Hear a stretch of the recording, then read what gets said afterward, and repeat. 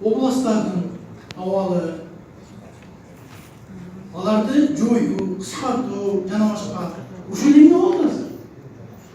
Ушул анан кийин mesela ушул эме алайсыз, даярдап турабыз. Себеби бул ошол мыйзамыбыздын контекстинде караса болбойбу. Азыркы президенттин кадамдарын жакшы колдоп келе жатабыз. Бирок акыркы моментте ротация деген менен областтардын башчыларынан баштара башташты. Демек, ал реформа жөнүндө сөз жок экен, же унутуп калышты, же болбосо тоготпой жатышат. Же болбосо баарыбыз келесибиз, түшүнбөй барып кабыл ала беребиз. Областын алгоритмдук түзүлүш экендигине баарыбыз көз жетпей коебуз. Бул экинчи, уважаемые друзья, вообще в каком состоянии мы сами находимся в Кыргызстане? Вот смотрите, хотя эти цифры вы знаете,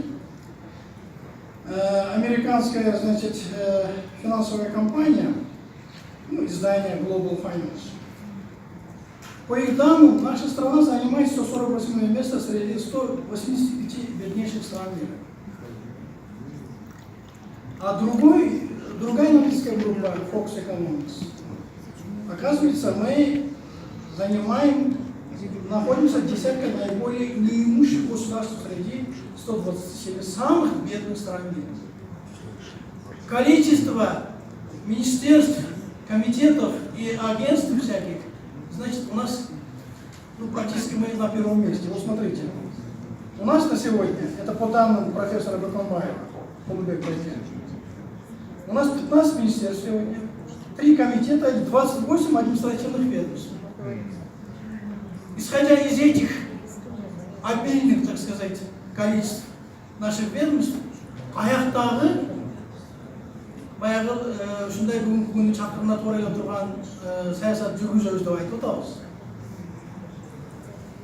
Ошону эле эми мындай кичине проекция кылып шаар кылып турган болсок, мен 94-жылдан 95-жылдан эми 99-жылга чейин депутат болгом ишки шаар кеңешинде Кененбаев мырза биринчи жолу калеша 93-95 болсо Борис Силаев.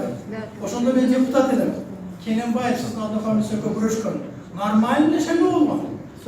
Детальдарын мен унутуп калдым. Силаев жеңген. Бирок ошондон кийин барып бир шайтан басты да Силаев. Бир жылга жетпей көп кетти. Туура айтат. Кубатбек Албеков.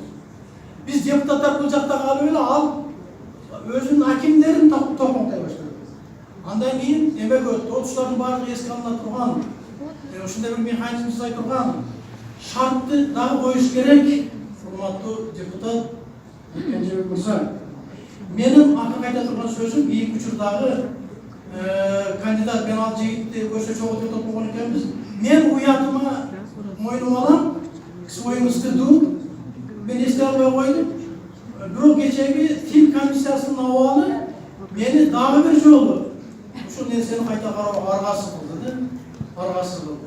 Эптеп эле уйпалап, суйпалап, өткөрүп алып, андан кийин ал мэрдин арандай болуп калды, мындай болуп калды дегендин Бишкек шаардык кеңешине кереги барбы? Урматтуу спикер мырза.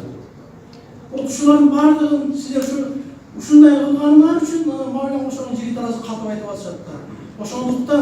Ошондуктан мыйзамды тездетсе болот эле, урматтуу Кенжебек мырза. Ошондон сурооңо жооп берип койсоңуз, негизги айта турган сөзүм